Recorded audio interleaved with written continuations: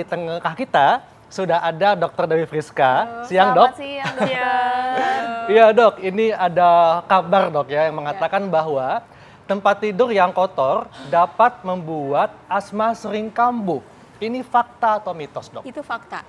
Kenapa, Ya, Dok? karena sebenarnya pada tempat tidur yang kotor itu nanti ada yang namanya tungau atau kutu yang memang dia bisa menyerang saluran pernafasan. Pada orang-orang yang sensitif, yang saluran nafasnya mudah tercetus dan akhirnya bisa menyebabkan asmanya kambuh gitu.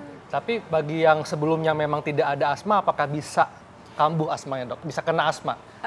Pada orang-orang yang misalnya kondisi sensitivitasnya memang sangat rendah, tapi memang ada, kalau misalnya memang ternyata jumlah tungaunya cukup banyak, bisa juga ya. gitu.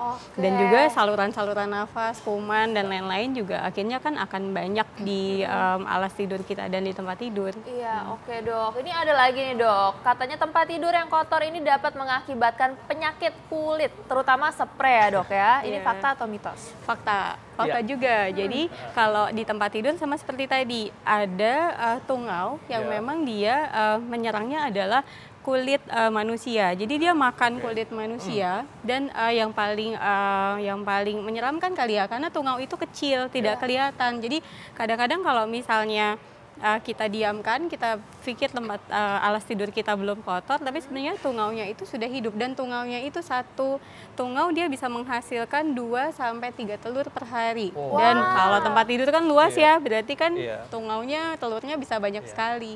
Dan, Dok, ini masyarakat ingin tahu, Dok, apakah tungau ini bisa dilihat dengan mata telanjang atau tidak kasat mata atau sangat kecil sekali nih? Sangat kecil sekali. Jadi nggak bisa kelihatan ya, Dok, ya? Nggak bisa kelihatan. Dan penyakit kulitnya apa nih, Dok, yang ditimbulkan? Kalau yang sering dialami itu biasanya kalau di awam tuh biasanya gudik atau gatal agogo, atau di bahasa medis kita sering menyebutnya juga sebagai skabies.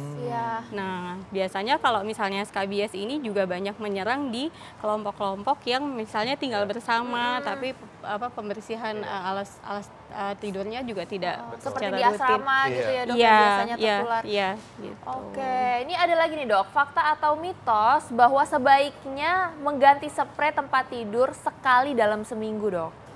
Ya, itu fakta. Fakta. Ya, jadi sebaiknya tadi sudah saya sampaikan, 1 hari saja satu tungau itu bisa menghasilkan 2-3 telur. Jadi kan alangkah banyaknya gitu ya.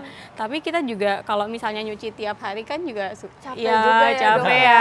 Ya, jadi nyucinya membersihkan spray nyucinya sendiri itu 1 minggu, tapi memang tiap hari spraynya harus dibersihkan. Kayak dikebut pakai dikebut pakai sapu lidi yang bersih. Tapi nih, Dok, ngomong-ngomong, selain spray kan ada bed cover juga nih, Dok. Kalau bed cover tuh gimana, Dok? Sama juga sebenarnya. 1 minggu sekali juga ya, Dok, ya? Kalau misalnya untuk mencuci atau membersihkannya mencucinya 1 minggu sekali, tapi kalau membersihkan tiap hari. Gitu, pagi, sore, habis bangun tidur, kemudian dibersihkan, kemudian nanti mau tidur juga dibersihkan lagi. Iya, Dok, ini juga ada mengatakan bahwa spray yang kotor, tempat tidur yang kotor, ini bisa dapat menyebabkan jerawat. Ini fakta atau mitos? Nah, ini juga fakta. Karena tadi selain tungau debu, kemudian tungau yang menyerang kulit, di situ juga bisa ada kuman-kuman. Kuman seperti kita tahu juga kecil gitu ya, nggak kelihatan juga. Kalau misalnya tidak dibersihkan, tidak dicuci, ya mau nggak mau kumannya di situ. Dan tadi Dosela sempat bilang kalau kuman kalau kita tuh tidur kan bisa 7-8 jam ya di tempat tidur, nempel di situ, terus nggak bersih. Terus kena muka kita, kena kalau bisa tiap hari dia diganti. Iya, benar.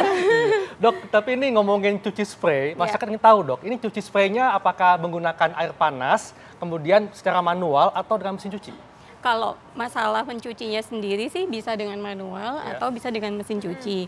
Tapi yang paling ideal dikatakan memang tungau itu dia akan mati di suhu yang hangat. Jadi sebaiknya gitu ya, kalau misalnya mencuci spray ya di air yang memang hangat-hangat kuku gitu ya. Kalau ininya sih 70 derajat, tapi kan kita susah ya mengukurnya. Dan jadi berapa misalnya lama, Dok, hangat-hangat direndamnya kuku. ini?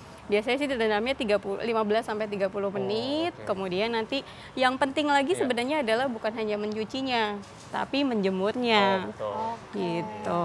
Nah ini ada lagi nih dok, ini lumayan penting nih dok. Ini katanya jangan makan di atas tempat tidur. Fakta atau mitos dok? Soalnya kan banyak banget nih anak-anak Iya, terutama. Mereka iya. suka tuh nonton TV di tempat tidur sambil makan, cemilan gitu. Ya, Gimana, sebenarnya itu juga fakta. Sebaiknya Iya. memang kita makan ya di tempat kita makan. Karena kalau misalnya makanan kan ada remah-remahnya Betul. ya. Itu kalau misalnya tidak dibersihkan, kemudian dia jadi potensi dan kuman senang di tempat-tempat yang kotor. Ya, akhirnya jadi bisa kena penyakit kulit, Iya. bisa kena tadi jerawat tadi gitu ya. Karena memang dibiarkan di situ. Oke Ya dok. dok, ini juga penonton kasur ini berapa kali dok sebaiknya?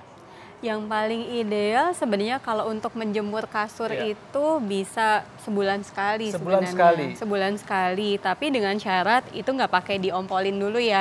Kalau misalnya punya bayi misalnya. Iya. Karena kalau misalnya punya bayi, Iya. terus bayinya ngompol di kasur, ya jemurnya adalah setelah terdeteksi ada ompol bayinya, ya langsung dibersihkan dan dijemur. Tapi kalau misalnya kondisinya tidak ada bayi, tidak ada yang ngompol, sebenarnya sebulan sekali cukup untuk menjemurnya. Tadi yang penting adalah sebenarnya membersihkan dan mencuci spraynya. Iya. Oke, dok terakhir nih dok, tips-tips apa nih dok yang bisa diberikan untuk masyarakat supaya bisa tidur lebih nyenyak dan nyaman dan tentunya bebas dari segala macam penyakit yang terkait dengan kebersihan dok. Iya. Ya, satu tadi yang jelas kalau untuk membersihkan alas tidur, jadi seperti spray, sarung bantal, itu sebaiknya minimal 2 kali sehari. Jadi bangun tidur, kemudian mau tidur lagi.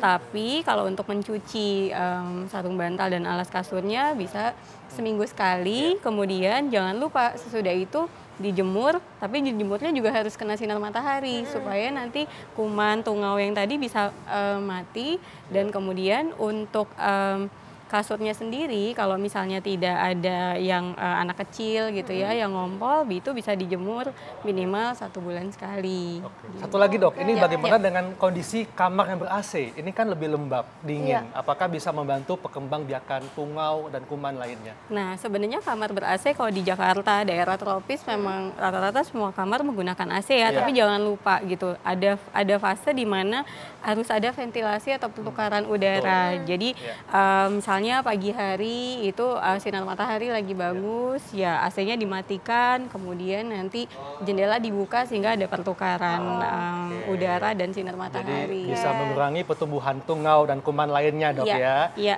Iya. Baik, dokter, makasih banyak terima Dok, kasih dari penjelasannya. informasinya. Dokter Dan- Sheila, nggak terasa nggak nih terasa 1 nih. jam ya kita sudah Iya. membahas semua hal ini dan saatnya kami pamit. Jangan lupa saksikan terus Ayo Hidup Sehat setiap hari Senin sampai Jumat jam 1 sampai jam 2 siang live di TV One. Dan Anda bisa baca resumenya di laman viva.co.id. Saya Dr. Hekal, Saya Dr. Sheila Salsabila, Indonesia, ayo hidup sehat. Thank you.